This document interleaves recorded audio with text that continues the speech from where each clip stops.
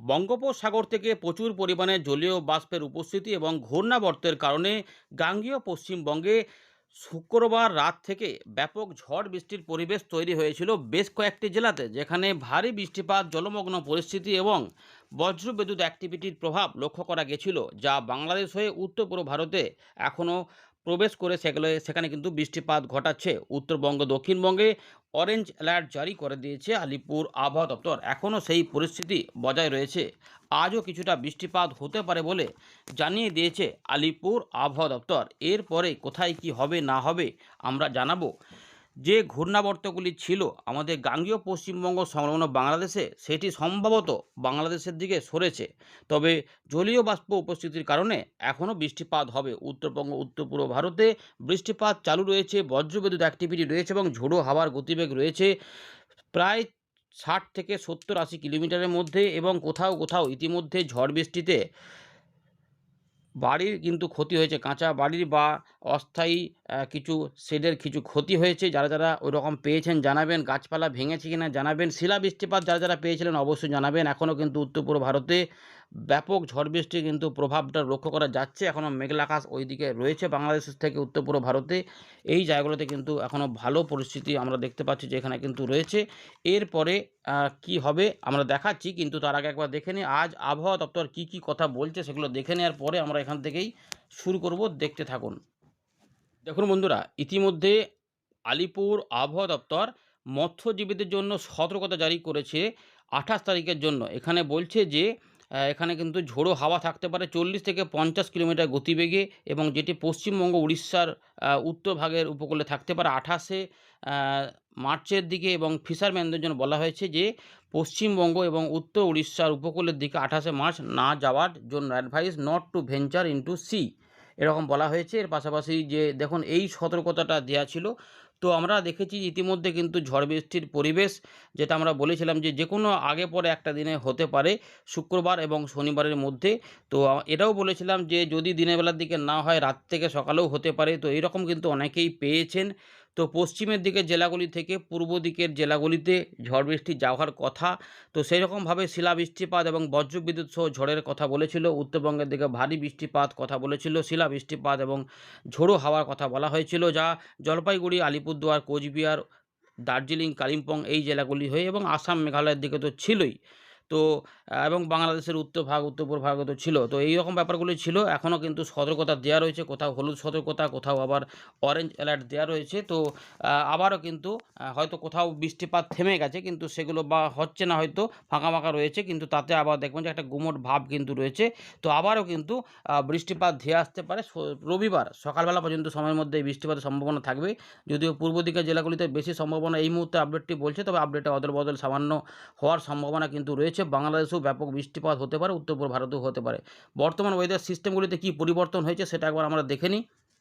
ইতিমধ্যে 28 তারিখ সকালবেলাতে ভারতীয় মৌসুম ভবনের আপডেট বলছে যে উত্তর পশ্চিম ভারতেও কিন্তু এখনও বৃষ্টিপাত থাকবে, যা 31 তারিখ পর্যন্ত হতে পারে। জম্মু কাশ্মীর, লাদাখ, গিলগিট বালচিস্তান, মুজফ্ফরাবাদ, হিমাচল প্রদেশ, উত্তরাখণ্ড সহ হরিয়ানা, চণ্ডীগড়, দিল্লি, উত্তরপ্রদেশ, রাজস্থান এই সমস্ত এলাকাতে বিক্ষিপ্ত ভারী বৃষ্টিপাতও জম্মু কাশ্মীর, লাদাখ, গিলগিট বালচিস্তান, মুজফ্ফরাবাদের দিকে হবে, যেটা 30 তারিখের দিকে হবে। আমাদের উত্তর পূর্ব ভারতে ইতিমধ্যেই ব্যাপক মেঘের বৃষ্টিপাত কিন্তু চলছে, বজ্রবিদ্যুৎ সহ ঝোড়ো হাওয়া, ভারী বৃষ্টিপাতের সতর্কতা দিয়েছে আবহাওয়া দপ্তর। তো ইতিমধ্যে 29 তারিখ, 28 তারিখ পর্যন্ত অরুণাচল প্রদেশে হবে, আসাম, মেঘালয়, মিজোরাম, মণিপুর, ত্রিপুরাতে 28 তারিখ থেকে 31 তারিখের মধ্যে বজ্রবিদ্যুৎ সহ ঝড় বৃষ্টি চলবে। এর পাশাপাশি কিছু কিছু ভারী বৃষ্টিপাত ইতিমধ্যে যেটা শুরু হয়েছে সেগুলো থাকবে। আসাম, মেঘালয় এখানে থাকবে 30 তারিখ পর্যন্ত, এবং 1 এবং 2 তারিখে হবে নাগাল্যান্ড, মণিপুর, মিজোরাম, ত্রিপুরাতেও থাকবে 29 তারিখ পর্যন্ত সময়ের মধ্যে ভারী বৃষ্টিপাত দেখা মিলতে পারে। এর পাশাপাশি পূর্ব ভারতে ইতিমধ্যে উত্তরবঙ্গে তো বৃষ্টিপাত ব্যাপক পরিমাণে ঝড় বৃষ্টি সহ হয়েছে এবং আরও কিছুটা হবে, এবং এখানে 31 তারিখ পর্যন্ত 30 থেকে 50 গাস্টিং 70 কিলোমিটার গতিবেগে ঝড় বৃষ্টি হতে পারে, এমন পরিস্থিতি রয়েছে। এর পাশাপাশি ঝাড়খণ্ড এবং উড়িষ্যা এখানেও থাকবে, যা 28, 30, 28, 31 এবং 1 এপ্রিল এখানে সময়তে হতে পারে। উড়িষ্যার দিকে 30 তারিখ থেকে 2রা এপ্রিলের মধ্যে ঝড় বৃষ্টি আসবে। এর পাশাপাশি কালবৈশাখীর মতো পরিস্থিতি দেখা যাচ্ছে। পশ্চিমবঙ্গ, সিকিম, বিহার এখানে কিন্তু 28 তারিখেও হবে বলছে, যার গতিবেগ 50 থেকে 60 এবং গাস্টিং 70, কিন্তু আমরা বাস্তবে দেখছি যে অনেক সময়তে কিন্তু 80-90 এর কাছাকাছি চলে যাচ্ছে। সুতরাং তার ফলে বেশ ক্ষতি হচ্ছে। বিক্ষিপ্ত ভারী বৃষ্টিপাত উত্তরবঙ্গের এবং সিকিমের এলাকাতে কিছুটা এখনও হবে, যা হয়তো আলিপুরদুয়ার, কোচবিহার, জলপাইগুড়ি, দার্জিলিং, কালিম্পংয়ের মধ্যে কোনো এই জেলাগুলির কোনো অংশে হতে পারে এবং আসাম, মেঘালয় তো থাকবেই। এছাড়া মধ্য ভারতেও কিছু বজ্রবিদ্যুৎ সহ বৃষ্টিপাতের থাকার সম্ভাবনার কথা জানানো হচ্ছে এবং ওয়েদার এবং তাপমাত্রা ইতিমধ্যে কিন্তু একটুখানি কমবে এমন সম্ভাবনা রয়েছে। 2 থেকে 4 ডিগ্রি কমতে পারে, যেটা মেঘলা আকাশ হয়েছে এবং তার ফলে 29 এবং 30 তারিখ পর্যন্ত কিছুটা কমে যাবে। তারপর আবার 3 থেকে 5 ডিগ্রি তাপমাত্রা বাড়বে আমাদের পূর্ব ভারতে, অর্থাৎ গরমটা বাড়বে।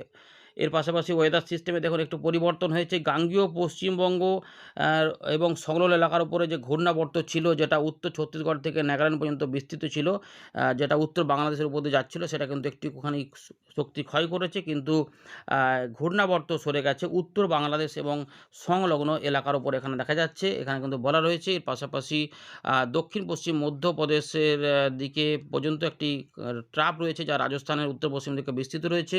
এর পাশাপাশি উত্তর পূর্ব আসাম এবং সংলগ্ন এলাকাতে একটি ঘূর্ণাবর্ত কাজ করছিল, সেটা আবার মধ্য আসামের দিকে অবস্থান করেছে। এছাড়াও উত্তর ছত্তিশগড় সংলগ্ন এলাকার উপর একটা ঘূর্ণাবর্ত কাজ করছিল, সেটা আবার সরে এসে উত্তর উড়িষ্যা সংলগ্ন এলাকাতে অবস্থান করেছে, যার ফলে প্রচুর জলীয় বাষ্প আবারও ঢুকতে শুরু করেছে।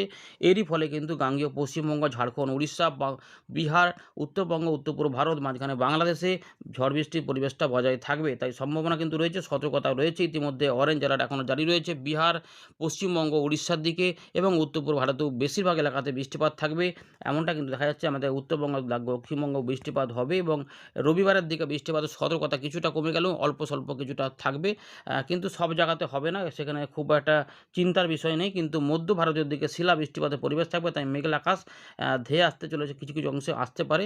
তবে 29 এবং 30 তারিখে বৃষ্টিপাতটা কম থাকার সম্ভাবনাই রয়েছে, যদিও মধ্য ভারতের দিকে বৃষ্টিপাত হবে। তবে 31 থেকে 1 তারিখের মধ্যে কিছু বৃষ্টিপাত আবার ধেয়ে আসবে, যা ছত্তিশগড়, ঝাড়খণ্ড, উড়িষ্যার উপর দিয়ে আমাদের গাঙ্গেয় পশ্চিমবঙ্গে ঢুকে পড়তে পারে, অথবা লোকাল মেঘের মতো করে মেঘ গজিয়ে যেতে পারে এবং যা বাংলাদেশকেও প্রভাবিত করে উত্তর পূর্ব ভারতে বৃষ্টিপাত দেবে। তারপরে একটু করে বৃষ্টিপাতের ব্যাপারগুলো কমতে শুরু করতে পারে। তারপরে আবার এপ্রিল মাসের প্রথম সপ্তাহের শেষ দিকে কিছু পরিবর্তন হতে পারে, সেগুলো আমরা জানাবো। আমরা চলে এলাম উইন্ডির লাইভ স্ক্রিনে। তো এই মুহূর্তে দেখতে পাচ্ছেন যে মেঘলা আকাশ কিন্তু রয়েছে উত্তর পূর্ব ভারতে, যেমন বলছিলাম যে প্রচুর পরিমাণে কিন্তু সেখানে ঝড় বৃষ্টির পরিবেশ রয়েছে, মেঘলা এখন এবং সেখানে বৃষ্টিপাত চলছে। উত্তরবঙ্গের কালিম্পং এবং আলিপুরদুয়ার এখানেও কিন্তু বৃষ্টিপাত চালু রয়েছে এবং বাংলাদেশের ময়মনসিংহ, সিলেট এবং আমাদের ত্রিপুরার দিকেও বৃষ্টিপাত চলছে এবং বিহারের দিকেও যে মেঘ রয়েছে, এবারে আরও বৃষ্টিপাত হবে। বজ্রবিদ্যুৎ অ্যাক্টিভিটি আবার কী হবে দেখুন। এরপরে দেখুন আরও মেঘ কিন্তু এখানে গাঙ্গেয় পশ্চিমবঙ্গে ঢুকবে। তবে পূর্ব দিকের জেলাগুলিতে চান্স একটু বেশি থাকলেও বিভিন্ন জায়গাতে কিন্তু বৃষ্টিপাতের মেঘ চলে আসতে পারে। এগুলো সময়গুলো কিন্তু আবারও বলছি অদল-বদল থাকতে পারে।